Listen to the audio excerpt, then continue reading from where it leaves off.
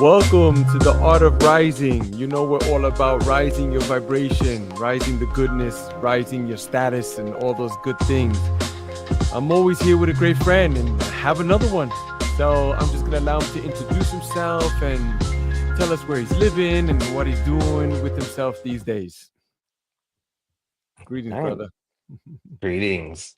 Hi, everybody. My name is Stevens Florez. I live over in Jersey City, New Jersey, right by Liberty State Park, which is a nice place to go walking and riding your bike. Um, I am a holistic personal trainer. Um, and I always get the question, what's that? Essentially, I'm a personal trainer that believes in holistic manners of healing, not just the physiology, but the psychology. So, no drugs, no recommendations for popular supplements. It's just all my knowledge that I've learned about the mind and the body and you. That's beautiful. That's great. That's great. Yeah. When I first met you too, it was like a holistic. I was like, wow, man, that's different. So different. It's quite unique, right? Because they say It like is in unique, yeah. marketing, you really don't want to be the guy who sells glasses, right? You want to be the guy who sells glasses to the one-eyed guy, right? Oh, You yeah, want to that you want to that be that your niche. Who is your yeah, niche? exactly. Yes, Exactly. yes. Yeah. And it's very difficult. And even personal trainer, I think for me, when you hear personal trainer, I mean, even the audience, like, it's a such a broad spectrum.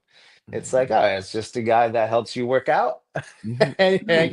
it's like, I guess, for most people that haven't experienced it, for people who have worked with very great personal trainers, you'll come to realize that not only do they help you work out to look good, but they're your friend. uh they're your therapist sometimes. They're that nice cushion in between, I guess, just life. It's just, yeah, it's could be so arranged. So adding another buzzword that's also, what does holistic mean? Mhm.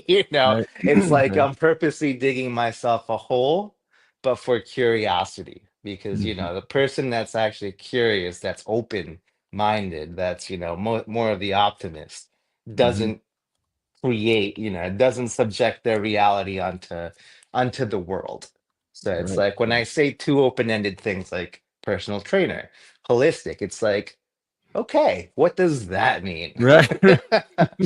And then it's the person who goes on to dig and to ask what that is. It's like beautiful. Like Right. you're one step closer to being my community, my tribe, the people that I'm looking for. True. So it's, True that. yeah, True so it's that. As soon as kind they of start interesting. asking, it's like, okay, all right, this Right, one is right. yeah. Yeah, yeah. When it comes to things like personal training and teaching, and pretty much your people are coming to me to change their lives. Obviously for the better, but to change. So if you come at me already closed-minded, how do you expect me to help change you? Right. Right. Mm. And I want to dive more into some of the details behind that. But why don't you tell us a little bit about, where you've come from, coming up and those type of things, man. That way we could get a feel of like, how you've started, man. Oh, I mean, this really takes me back. I mean, I mean, considering, with the holistic personal training, I really focus on healing trauma. So it's a combination of chakra balancing, trauma healing, which with personal training, now you get somatic experiencing, right? That's been very popular. I've been hearing it a lot lately. Assisted somatic release, which is like massages that make you feel things once you're put in a certain position, or just somatic experiencing where you go inside your body to feel sensations and to exert them. And then so it's very trauma based, and honestly a lot of that came, from my own personal experience in learning how to navigate that from a very young age. Mm, mm, So, my mother, my story starts with my mom, obviously with my parents.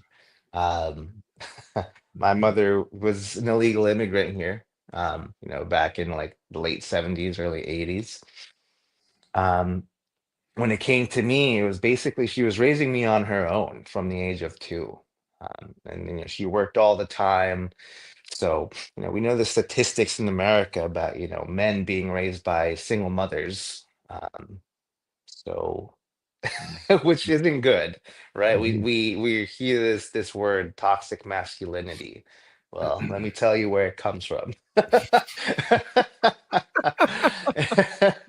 But no, no, just not just that, but like my whole childhood was just riddled with traumas. I've experienced almost all the capital T traumas, significant of the smaller T traumas. So, growing up, being young, I was a problem child, chronological liar, all the time, doing things for attention.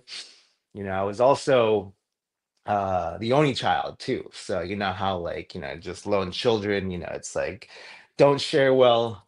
Everything that was bad that people would consider bad, that was totally me. And looking back at it now, the words that I want to say, because I use those words, it's like, we see this normally as it's a bad child with a bad upbringing. It's just my central nervous system was so unregulated because I was never taught. I never learned how to relax myself, how to soothe myself.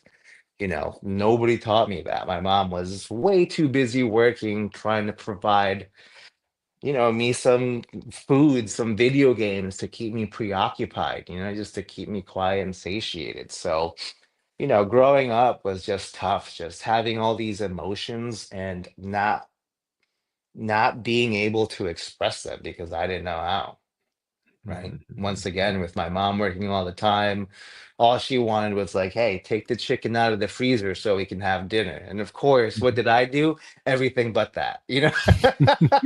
And then so she would get home and she would just yell at me. And it was just like, it's like the only things that I really learned growing up were sadness and anger. So, growing up in my teens, like in middle school, it's unfortunately I was that short, hothead so that ill-tempered child. It's just like I don't know how to do this. And it's kind of interesting to mash up all my experiences, right? To see myself how I was, how I see people who are like that. And it's just like, as annoying as it is that it's affecting me now that I'm healed, I can also assume the perspective of also being that person where it's just crazy. There was a conversation I had with friends with conversation of freedom versus discipline, and what begot what. And it all started with seeing a dog that was not giving any discipline, just barking at everybody, lunging at everything, just being again so emotionally unregulated. Like I don't know what's safe, I don't know what's unsafe, so I'm just gonna bark at everything. And it's just like when it comes to people, it's just like the same thing. We already know that discipline gives you freedom because making those choices elucidates what it is that you want to focus on. But I think more importantly, what you don't want to focus on. So it gives you this path to follow.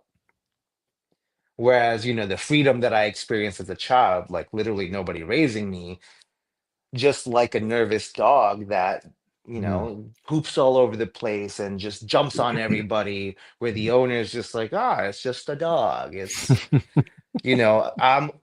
was just like the dog is always nervous, I was always nervous. And I mean, even with all the learning that I've done today, I feel like, those fundamental things that you learn as a child is what makes up, that is your core. You just end up growing layers and layers and figures outside of that.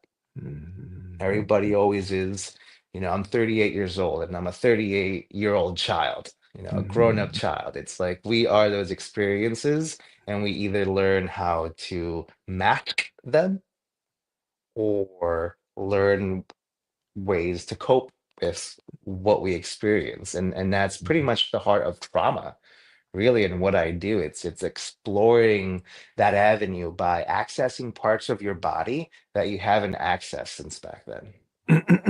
Right, You right. know? It makes me think of Gabo Mate. you know. But Yeah, he speaks about that, like we just don't address those things 'cause we've never been taught. We only go back to our training, you know, and that's it.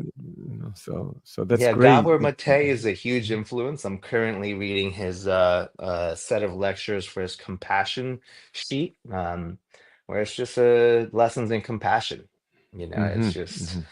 I think I was Hmm. always still am a curious person in learning how, to get people to trust me. And I don't mean that in a manipulative way, because I do care. Because Hmm. again, being able to see someone acting out, and although I'm annoyed and frustrated for like a minute or two, it's I can look back in my own life. It's like I was that. It's like, you know what? And like right now, it's like I'm going to be the person that I needed back Hmm. then, Hmm. to be able to heal that. But yeah, Gabor Mate, I mean, you just said programming, which is nice. I also Hmm. like this spiritual thinker from the 70s, I think. Osho is his name. Hmm. Right, For right, people who are right. familiar, yeah. He goes Hmm. on to say that, it's like we really don't know who we are because we're taught to be things from our parents, right? And if they don't teach us, we kind of just pick up on things to survive, especially if you grow up in a broken household, drunks. It's like, how do I survive this mess? Well, Mm, mom's mm. surviving. What's mom doing? I'm going to do Mm, exactly what mom does, which is codependency. Try to mm, avoid the situation, be mhm, an avoid mhm, a mhm, people pleaser.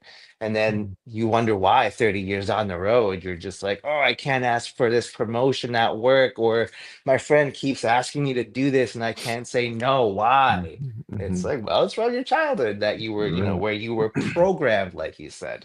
Right, And right. and then Mhm, so not only are you programmed by your parents, but you're programmed then by your social group, because then you start going to school, then you're programmed by obviously government. There's things that you can't do, and then you're mhm, programmed by whatever religious belief or mm, institution you belong to, which is usually associated with your parents and then your peer mm, group.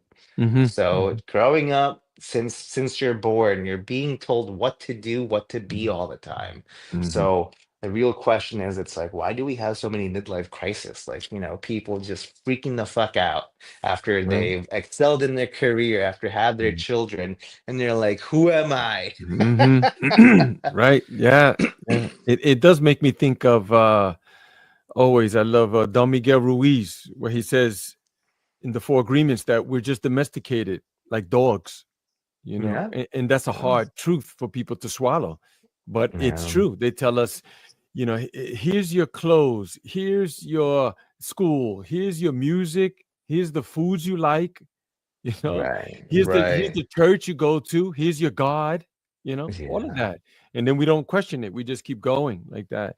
A lot But of people do. some of Yeah. us, Yeah. yeah, some of us wake up. Exactly. That was my Some of next us, point is that yeah. some of us wake up and go, hey, wait a minute. Like, Right. I like sushi. Why can't I eat, Exactly. Let me tell you that, man. hummus? I don't, Yeah. why I can't go to the mosque? Like, why? Right. Right. I Yeah. can't read Yeah. this other scriptures. Like these are nice. What about this one? Mm, Stuff mm, like that. mm. So why don't you Man, tell us a little bit about, when you were coming up? First of all, was there any other figures that you saw that were helping you, such as like uncle or teachers or the pastor or the I don't know the bodega owner, yeah. No, I mean, talking about traumas and stuff, Mhm. along, being in poverty with a single mom, illegal immigrant, was also moving around a lot. And it wasn't until I want to say like late elementary school, middle school, that my mom finally like settled down for a decent school in Galloway, New Jersey, like down south. Mm, Um, where it was like already, like I mentioned, like I was just so used to just constantly moving. At that point in my life was just like, why even try to make friends if I'm gonna lose them? right. It's like one memory that sticks with me being in like, it's like early grade school, it's befriending this friend. And I want to say his name was Terrence, but it's like Mhm. developing a good relationship and then just like severing it because, we were moving again. Mm, mm, And Yeah. obviously it's like, hey, where did where did my avoidant attachment style issues come from my relationships? Well, Right, I'll right, tell you. I'll tell right, you. Yeah. right, It's right. like not only did I have, a mother that was too busy making a living to like care for me, that was Mm, the first instance. Like I mm, also had more where it was just like, oh, I just made a friend. Now I'm being torn apart from that friendship. right, So what's the point of making friends? right, right.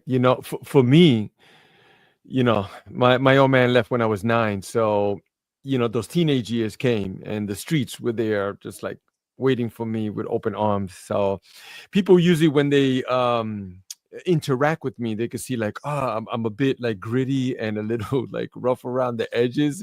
Oh, yeah. Same here, It's definitely. just, yeah, it's just like I don't mean anything by it, but but then I also use it to my advantage too now, not before. Before it was a tool for me to damage myself, but now Mm, I use it as more like fuel, and yeah. determination and stuff like that. Yeah, once you understand where that's coming from, you can harness it, right? Yeah. I think Mhm. I think everybody in literature that uses, alchemy, I think that's what we're talking about, is being able to, Mhm. shift those vibrational frequencies into something positive to spit back out. Yeah, for Which is sure. like, yeah, which is really in essence what we're trying to achieve, right? It's We should. We should. yeah, We should. I mean, you speak about people having this sort of awakening, like, "Oh, my life, what am I?" Like, man, you should get a clue, bro, that why we're here. And yeah. it's a hard thing because we also don't have the a rite of passage, which is one ceremony that we perform here at Omziel. The last one we had, a good brother came and brought his younger brother that was just turning 13, and he came Oh, with the family, and there was about 18 people here, brother. The place was packed, and there was a whole ceremony. We had cacao, and there was drumming and all that, and then we did the breath and movements. We did the ice. I mean, we had our youngest participant, which was 10 years old, bro. 2 minutes in the ice, 10 years old, bro. Yeah, yeah. it's So it good was crazy, resolve. but they prepped him already for the event. So he Yeah. wrote something down for his mom and dad, and even and mom and dad had something ready too. And then they, explained to him like, hey, pay attention.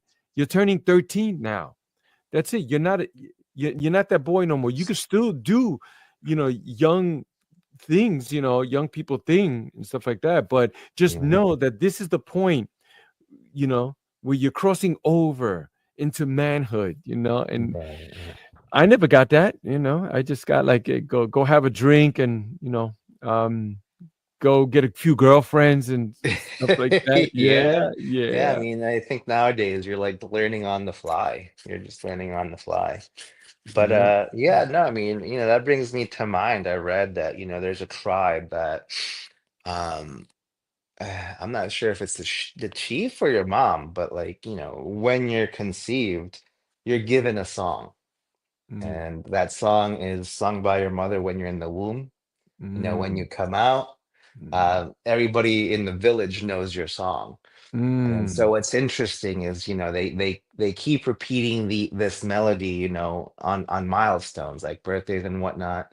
And mhm, even if you do something that's, bad or quote unquote embarrassing for not just yourself, for the community, they mhm, also sing you that song to remind you of the good times. So it's mm, like, mm, not mm, only, were there just checkpoints, more milestones, but it was also development of the entirety of the people. Whereas like now it's just mm, you. It's just you and your close family. That's all. That's the only people you can trust. mhm. And Yeah. then we're just so separated from that community. It's like what really bugs the shit out of me is like, oh, it's like the only problem that I can really be like the only person I can be myself with completely and that I can share my problems with, I have to pay a Mm, therapist. a fucking Mm, stranger. right, It's like, right. what do you mean? It's just like, yo, it's like tribes had whole villages know your song of birth and raising you Mm, to be a better person. And you're mm, saying mm, that here I can't trust anybody enough to be myself mm. except a stranger that I have to pay. Right, right. Wild, Yeah, it wild. is. It is crazy. I do have a younger daughter that she's 31, but the kids that I have that you've seen, the 7 and 9, we're extremely close to them, and every time when we rise, I ask them, did you have a dream? Because dreams are so personal, and there's such a huge part of our lives that most people just ignore them. They go, yeah, I had a dream, no big thing, and they just keep moving. But these things are Yeah. messages from somewhere, right? So Not just I, somewhere. I, Let I me did learn interject real quick. Can exactly, I? exactly. No, go ahead, please. Yeah, yeah. So dreams are actually your subconscious coming out in form. So the biggest example or story I have here is, what does it mean when you lose teeth when you're dreaming? Mm, What's the first significance of losing teeth? Do you know? Well, I've been told that it's usually like you're losing something. Something is dying off or something like Yeah, you're that. losing money. You're losing money. Mm, mm, And mm, what's interesting about that, it's like that is the first symbol of money that we've used in humanity. Like mm, what happened, do you remember when you were a child and you lost a tooth? What happened when you place it on the pillow? Next day, what do you get? mm, Money, money. mm, And then, tracing mm, back into our evolution, it's like our currency back then was in trade. It's like trading necklaces with animal teeth or like human teeth. Like mm, teeth has always pretty much always been a type of currency for humanity.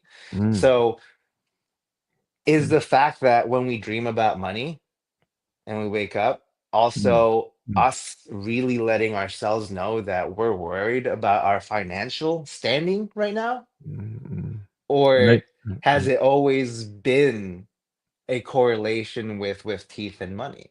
right. And really, it's like dream psychology has always been a big thing. And then so it's kind Mm, of going down that path again, holistic healing. It's like your mm, dreams, you said they're a door to you, to the real you.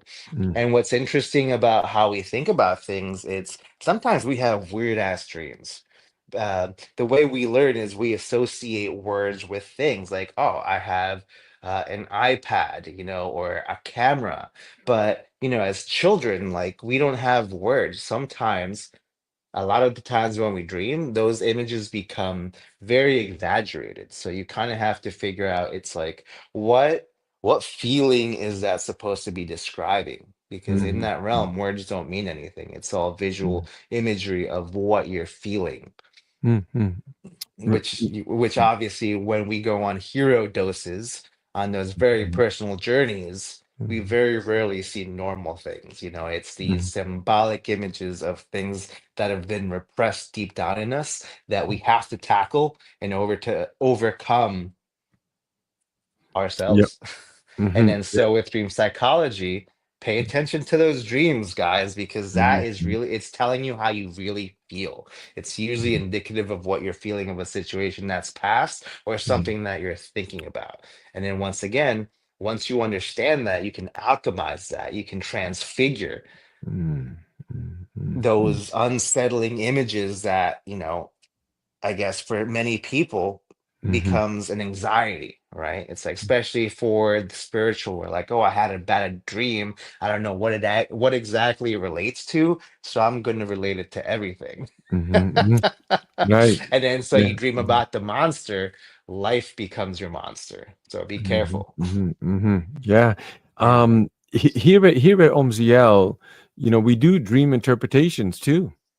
So people Mhm. would come with a set of things that show up, and they usually work as symbols, like you mentioned too. It's kind of like driving down the street.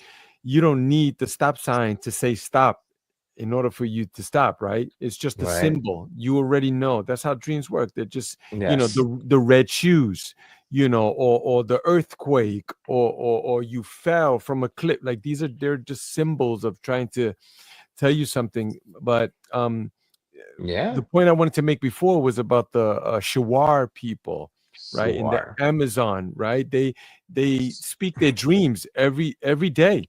The village gets together and they speak their dreams to one another, and then they help each other interpret whatever that means. So That's fantastic. Yeah, imagine again, yeah. that's therapy right there. Imagine Hmm. telling your closest people what you're afraid of, what's coming out to there, and then Yeah. having that support. You know what that's called? That's called Hmm. somatic experiencing or Yeah. cognitive behavioral therapy, where Hmm. you're getting your feelings out and you feel safe enough around a group of people that you feel safe with. For sure. And just doing those two things, just experiencing, thinking Hmm. about your dream again, and then telling somebody about it so that Hmm. you can have a discussion, that regulates your central nervous system. Yeah. I've often asked people like, "Hey, did you dream? What was your dream?" And then they look at me like sideways, like, "What? You asking Right. me?" Yeah. Who Because asks most that? people, Yeah. right? Most people say, "Oh, well, what do you do?" And then they go, "Oh, Right. I'm Right. an accountant," right? It's just Yeah. like that's not what you're a It's human all very being. superficial, Yeah, right? All exactly. Yeah. superficial. Yeah, what All would it that's why I don't superficial. ask people that, because whatever you do for a living, what would that matter to me? Like, that's how you Yeah. make Right. your financials, are you gonna give me 10% or 50? I ask you right away. But Well, other than yeah. that, it doesn't. That's the main reason, a lot of people, especially here in America, it's like, how can I use you? We're very Yeah. narcissistic trait heavy. Yeah, yeah, and Yeah. distant in that way, icy cold. But why don't you tell us, Stephen, a little bit about, like, how did you get into this fitness, including the holistic field? Yeah. You know what? In yeah, retrospect, introspection, looking at the past, I was always active. It's like I found like, I started running track and field in middle school. Like I mentioned before, having experienced those traumas, not really learning how to be a decent human being, just like that nervous dog. I was just always nervous. And I still catch myself sometimes and then catch my breath, but like as a kid, always nervous. So having an outlet where I could run really fast because I was a sprinter. So running really fast, Mhm, expending energy, but most importantly, now looking at it, when you run, mhm, the demand for oxygen intake increases. mhm, mhm, The breath, the breath, the breath. So mhm, running, in an introspect, running, even the preparation, I was always nervous after that run though, trying to feed mhm, my muscles with oxygen again. It always, for some reason, I always was attracted mhm, to physical activities. And so middle mhm, school, high school, I was a sprinter. Unfortunately, in high school, I had some muscular dysfunctions. So, I have a collapsed right arch that would affect my knees and my lower back. I also did in high school 400-meter hurdles. So not only did I have to run and really pace myself, but I had to jump over stuff. And mhm, that really did no good for my lower back and for mhm, my knees and for my shin splints. And it got to the point mhm, where at the end of high school, I was top three in high school in my junior mhm, year, and then going into senior year, got to the point where I got shin splints so terribly bad that mhm, after every meet, after every race with another school, I would literally collapse on the grass from pain mhm, because I was landing incorrectly. mhm, And mhm, then so mhm, I kind of had to take myself out of that, and then for a little mhm, bit, very dysregulated until I started working out. Where again, now working out, I'm pumping iron, yeah, I'm getting big, but most importantly, once again, muscles require oxygen in order to keep going. So, mhm, mhm, working out forced me to breathe deeply. mhm. And then, I'm sorry, continue. Go ahead. oh yeah, no, no, no. If you have something to say, yeah. Well, I wanted to mention about the breath, right? Because here at Omziel, we're big on that. It's one of the Right. most powerful tools that we have, and it's sitting right under your nose, right? And Yeah. it has helped me also, because usually when I help people that are physically fit or attaining to be that way, even when they go to the gym and they're pumping iron and getting all crazy in that way, I usually tell them, like, whenever you're doing strenuous things for endurance, what's the first thing that happens? You run out of breath and you're Mm. tired.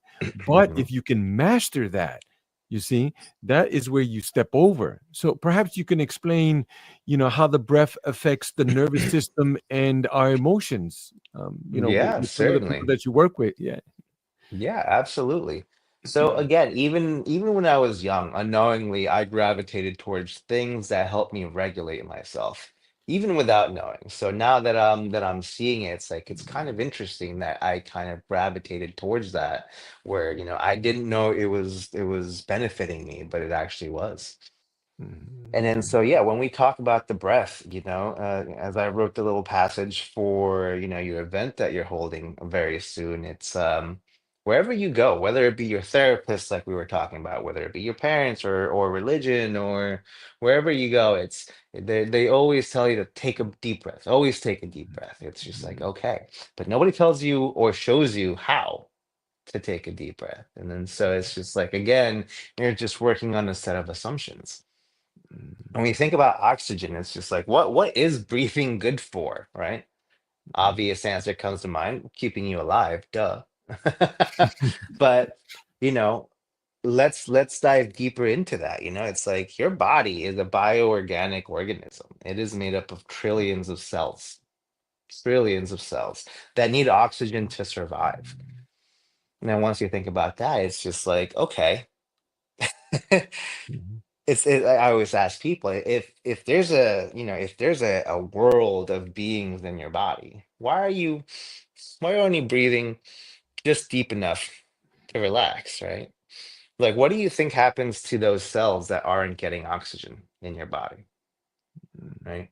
Yeah, I don't know if anybody here has seen in science, when you put, under a microscope, organisms that are about to die, they start freaking out in chaos, again, trying to survive before they blow up.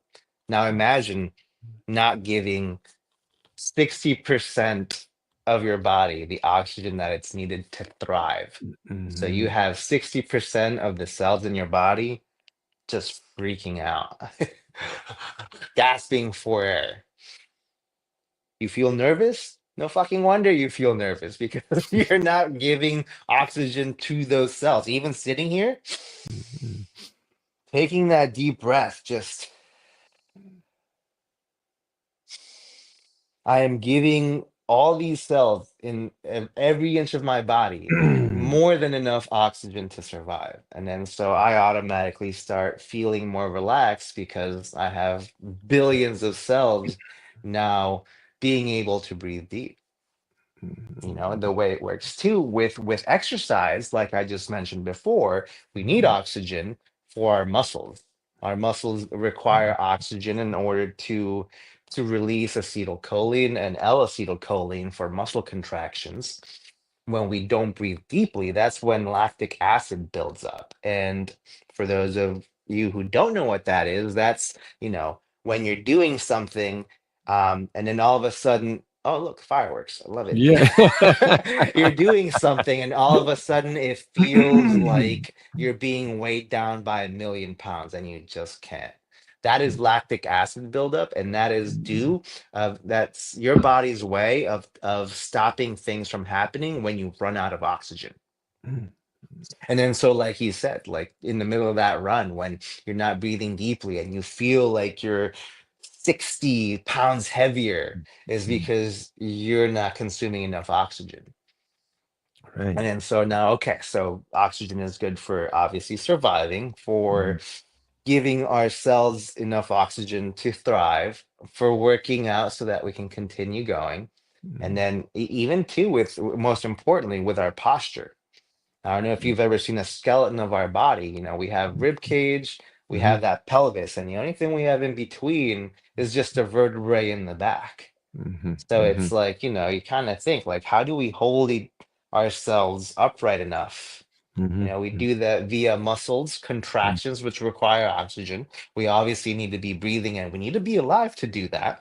So, mhm, and mhm, then thirdly, we need to be able to make sure that the oxygen that we take from up here has a nice tunnel, a nice clear path to be able to go all the way down to fill that space up. Because mhm, The only way a skeleton in chemistry class can stay up is imagining a sack of air in mm, between the rib cage and the pelvis that mhm, keeps you standing up. So, interestingly enough, the breath also helps with our posture as well.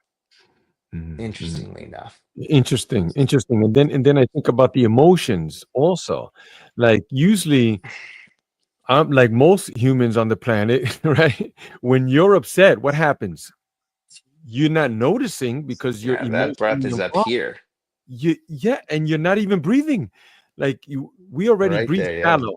We breathe shallow. I think we breathe like less than 2 seconds in, and then out is like a second or half or something so minuscule. But then, like when we're emotionally invested, something has pushed that button.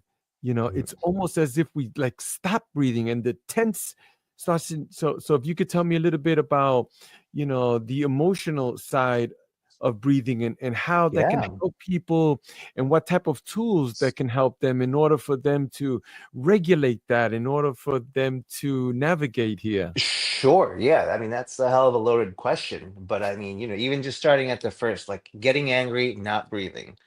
Let's take a look at what we just said. Trillions of cells, all of a sudden, not enough oxygen. So now you have dying cells literally just trying to do whatever to survive. You in the situation are feeling the same. You are feeling such a way that your only responses, well, we have four responses, right? We have fight. I'm gonna beat you up if cut me off again, and I'm not breathing. I'm so mad at you. I'm gonna throw something at you. It's like when you see that happening and you understand it, it's like they're not breathing. Their insides are freaking out, so they're gonna be freaking out. You can see it playing out in real life. Fleeing, right, where it's just like I feel so unsafe. I'm gonna look for a way out.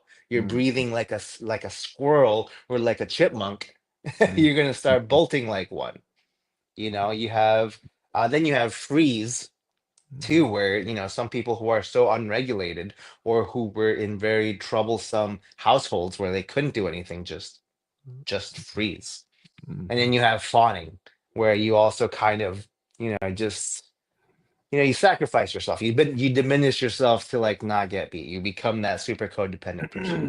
And then mm, so when we are lacking that oxygen and we are in a triggering response, we choose one of those four. And mm, then so, yeah, how do we handle those emotions? What's really mhm, cool is that a bunch of really smart people way back in the day created a system to communicate what I'm communicating now, which I normally do with science. It's just like I'll tell you how things affect what, like in the physical realm. But we mm, had really smart people back then. It's like, 1,000 years ago. It's like 1% of the population could read, the rest couldn't read.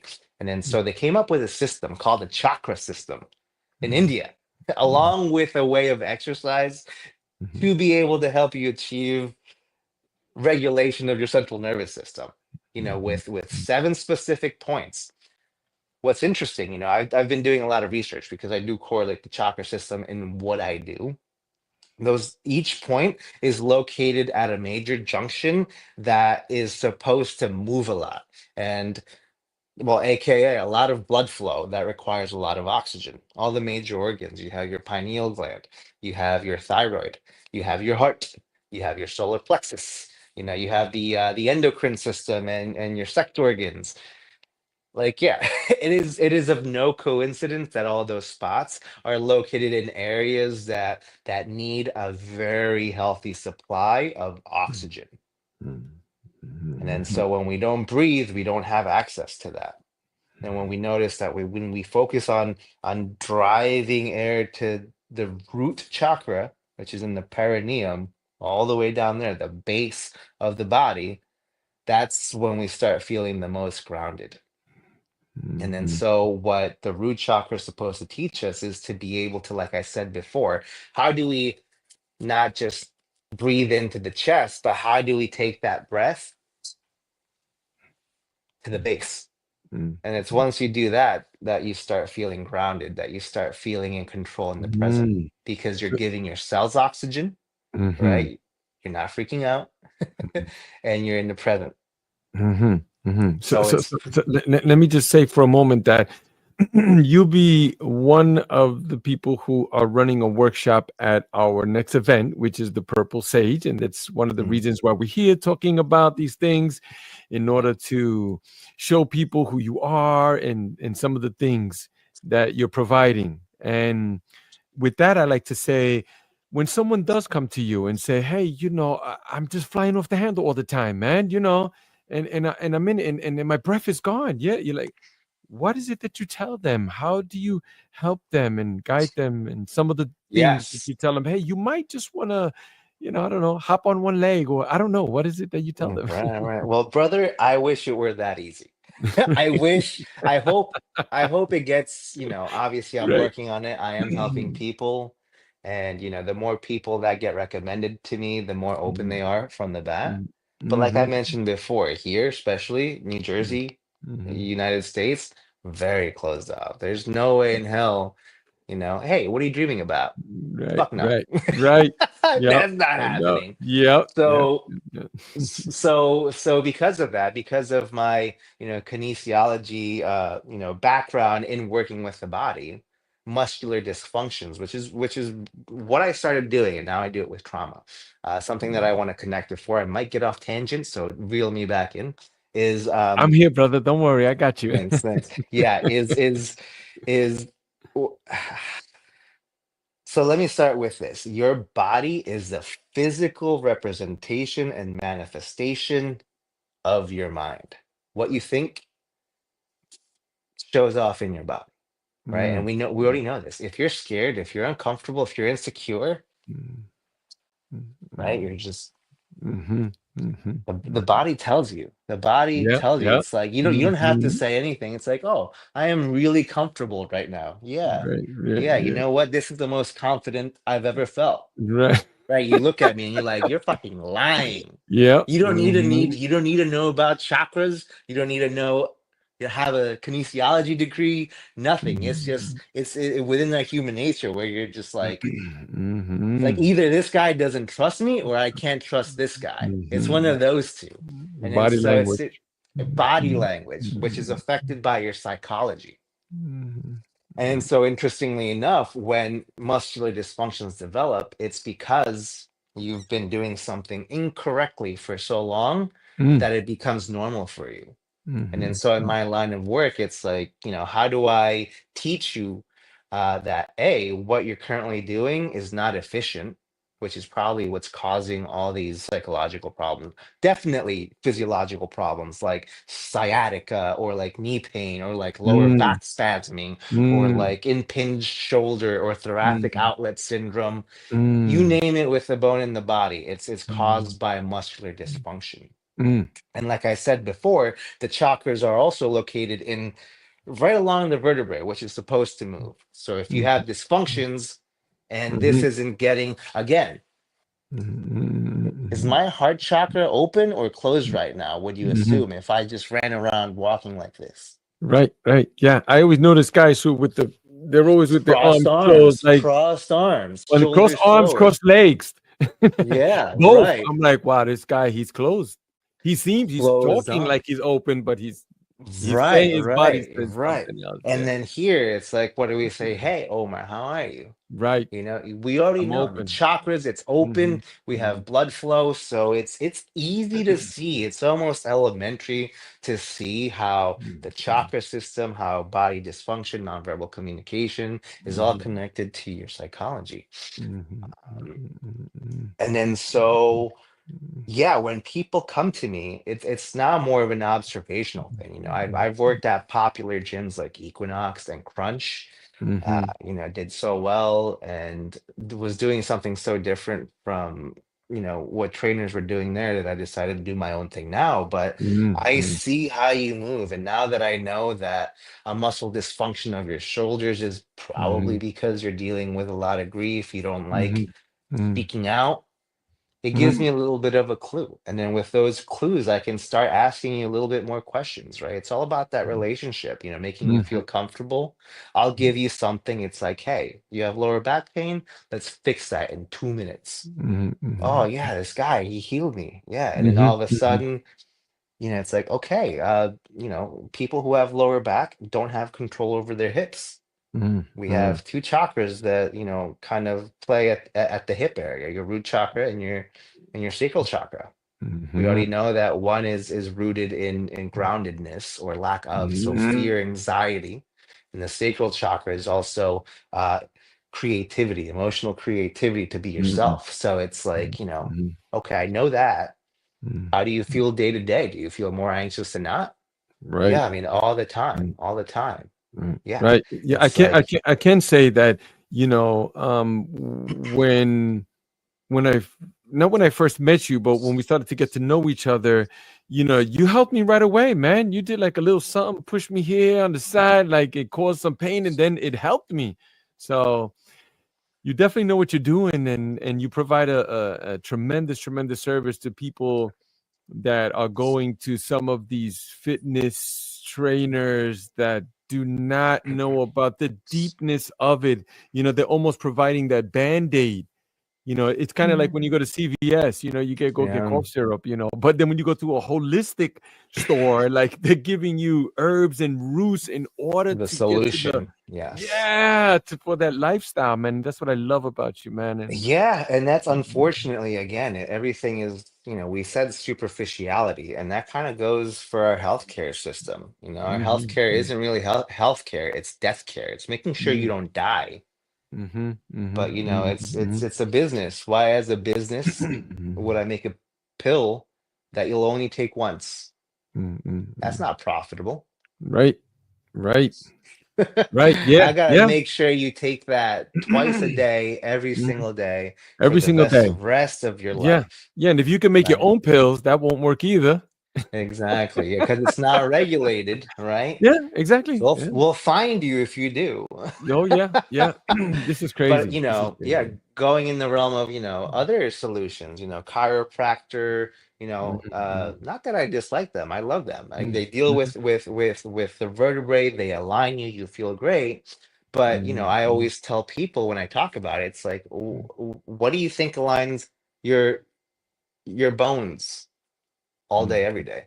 Your mhm. muscles, your Right. muscles. So it comes Mhm, down to muscular dysfunction. Again, if you're like right. this, again, I'll go back to this. Mhm, It's like, oh, you have neck problems. It's like you don't think it's from leaning forward like this all the time. Oh, right, right, you have a shoulder impingement that every time you lift, you get a sharp pain through it. You don't right, think it's right, from doing right, this right. 24/7. For So sure. let's work on the muscles to Right. strengthen, to pull you Mhm. back into place where now Mm. everything is aligned. And then so Yeah, what's interesting is you align the vertebrae, that also gives you opportunity for more blood flow to those chakras. So you mhm, improve mhm. posture, you improve psychology. It's Right, easy as right. that, which Mm, that's mm. what's led me to do what I do now. Yeah, yeah. I start off with something that everybody's comfortable with. It's like, hey, I noticed this with your body. Like with you, I poked you. It's like, oh Mhm, yeah, now mhm, this feels great. That mhm, opens the mhm. door for more conversation. It's Mhm. if I can heal you, Mhm, literally, if it took me 1 second to, I don't want to say diagnose, right? Because mhm, that's medical, but if, with my experience, mhm, I noticed a pattern mhm, of mhm. thinking, oh man, this hurts because of this. Mm, Then mm, it spotted out in 1 second, take 2 minutes to literally just fix it. Because it took 2 minutes when I did it with you. I still remember when mhm, I did it, mhm. right? Mhm, It mhm. was almost instant. We were at the event out in the street. Yeah, we were providing breath and ice for people, which was spectacular. But yeah, you were Mhm. able to help me, and I was like, "Wow, that's beautiful, man. That's great for you to have that Right. And knowledge." then when you find that solution, it's like, why would you bother booking an appointment that's 3 weeks down the road to get seen, to get Mhm, mhm. rescheduled to a specialist, where Right. you're sudden like, oh, there's something Mhm. wrong with your heart, or you have like maybe like a spinous process on your vertebrae. Here's Yeah. a pill for it. Right. Yeah. Yeah. Yeah. And for that, just call up Stevens, man. Stevens will come through and help me out. Yeah, honestly, yeah. It's like when you think about it, yeah. Yeah, It's well, why don't you tell us a little bit about, because you'll be here on the 26th, and we're gonna open up with you. You're gonna be teaching people things. It's a tremendous workshop that we're providing. We're actually mhm. giving them the shorter version of something intense that you provide, right? But Yeah. why don't you tell us about, how do you balance the physical intensity with inner peace? Elaborate on physical intensity first. I Well, don't I know what know you that, mean by that of course, exactly. of course. So I know that you're a great proponent for physical activity. You're at Mm. the gym. You shared with me, you're up to about 55 days straight every day in the gym. So there's got to be like tons of intensity there. But at the same time, I also know that you're providing this holistic, Mm. this component to this physical thing. Yeah. So perhaps you can tell us a little bit about, Oh, the how balance. does that Yeah. play a role, and where's the balance there? And, Mm, because usually mm, people think like, oh, like this holistic thing, it's like spiritual. He's gonna tell me to light a candle and yeah. and do humming ohms for like 45 minutes. And Mm, so why don't you tell us a mm. little bit about that? I mean, well, what's interesting is I also mix into that. So I also study, in you mentioned the spiritual realm, the tangible realm, the physical realm. That's called sound therapy, and when you hum, that's called a technique called toning, where you match the resonance of whatever is vibrating. So you vibrate from the inside out. So if you like doing singing sound bowls, it feels amazing accepting that frequency Mm, in sound therapy. What increases your results is if you are playing the root chakra and then you hum it, mm, mm, and then you can push that resonance down to the root chakra. mm, Now you're vibrating from the inside out and from the outside in. mm, So mm, now you're opening, you're creating blood flow to your mm, pelvis mm, because you can access it, to your root chakra. Now you're just vibing in all ways. mm, So that is where the balance is, right? Because in mm, spirituality we kind of have to believe, mm, right? mm, It's in which is all about the belief. Like, oh, I can run. It's a belief. Me mm, going to the gym for 55 days, you might consider it intense, but my real objective is, how do I manage that intensity so that I don't get injured? mm, So when even from your perspective, that's intense. mm, Whereas from my perspective is, how do I make it intense enough that I don't mm, overdo myself? And then so now going 55 days straight in a row to the gym is more of a controlled conscious meditation practice where I tell myself, what's the most that I can do so that I can do it again tomorrow? How do I manage my physical capacity? Right? What does your ice bath do?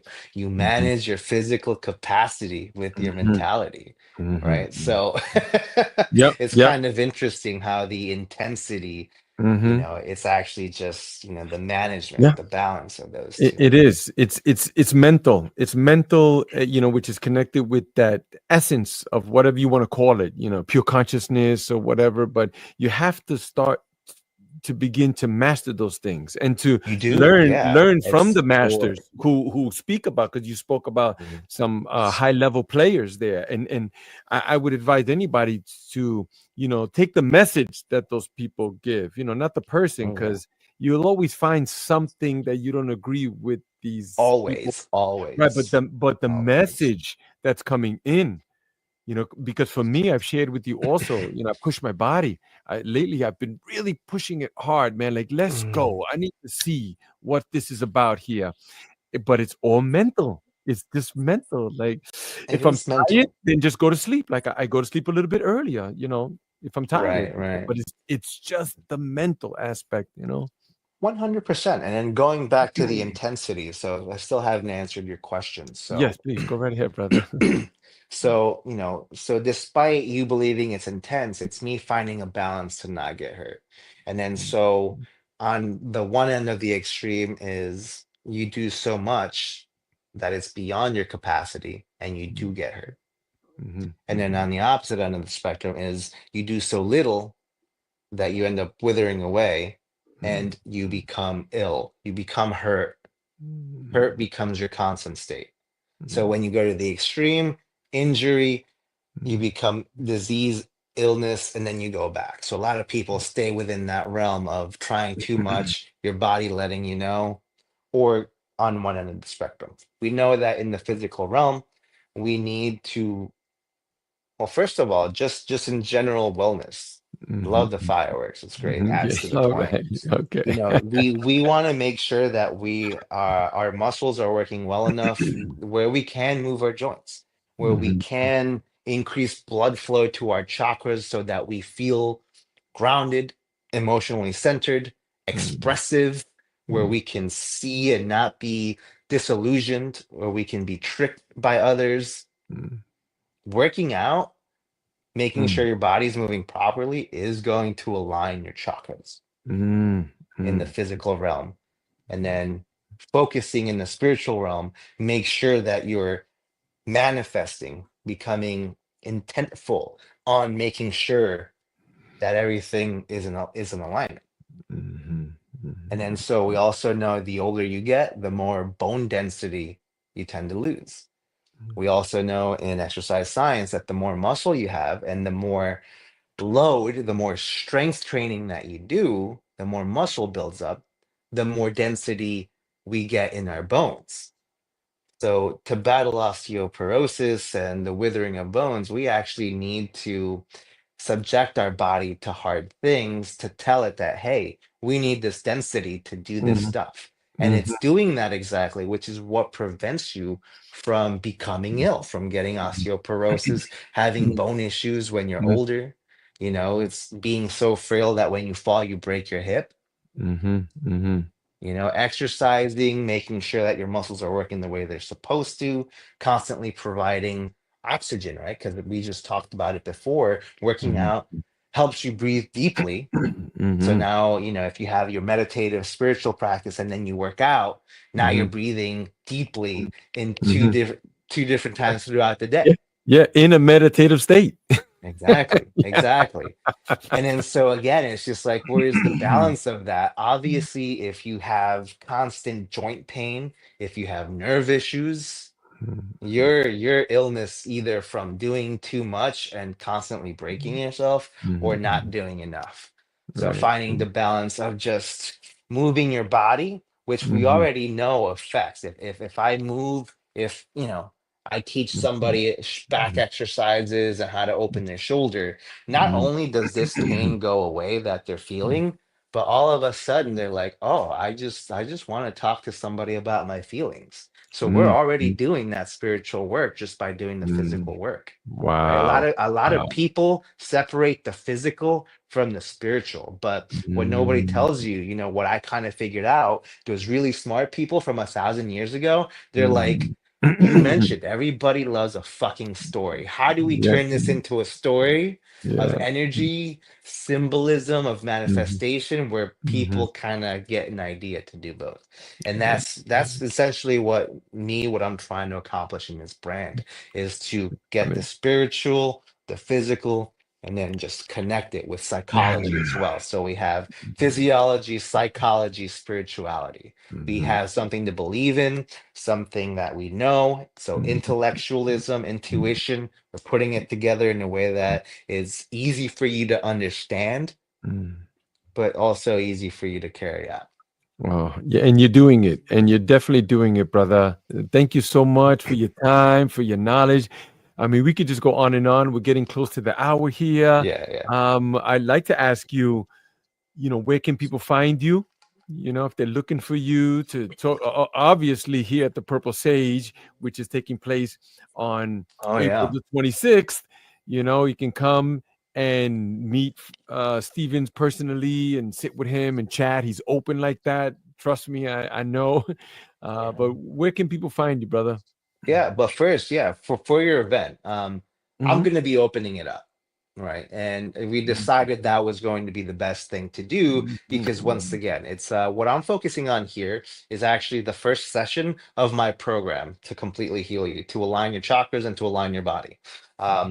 And it's essentially, again, it's we're told that breathing deeply is good for you.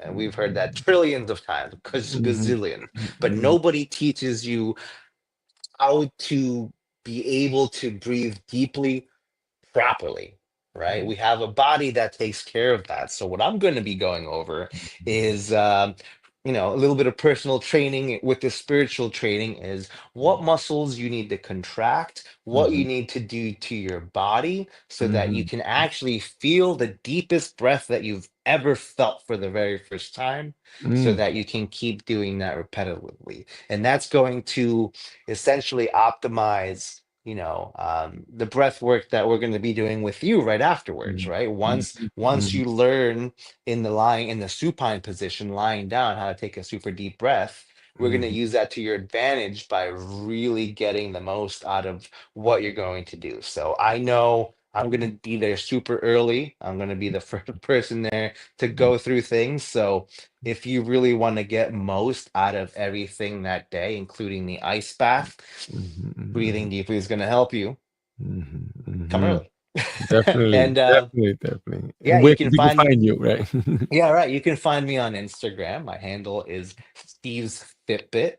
I also have a website, optimizenormalize.com. That will soon hopefully be the brand name of all of these things, optimize and normalize. So make things as good as they can, and then make sure that that becomes the normal. Definitely. Thank you so much, brother. Again, we're gonna check back with you. I don't know, maybe a week or so, see where you're at and how things are coming along. And we look forward to seeing you here, brother, very soon. Okay. For sure. Thank you for Thank you having so me, much. brother. Let me just put you in the back studio for a moment while I close this up. I want to continue talking with you, Hmm. brother. Okay. There you have it, guys. I tell you what, if you can contact me and say the code word Flores, we can give you half off of coming into this very, very special experience with Steven. And there will be food involved and live music. It'll be open mic and tons of stuff. If you've been to a Purple Sage, you already know how we get down. But just let me know. Code word Flores, and we'll take care of you. Thanks again, guys. Until the next time. Peace.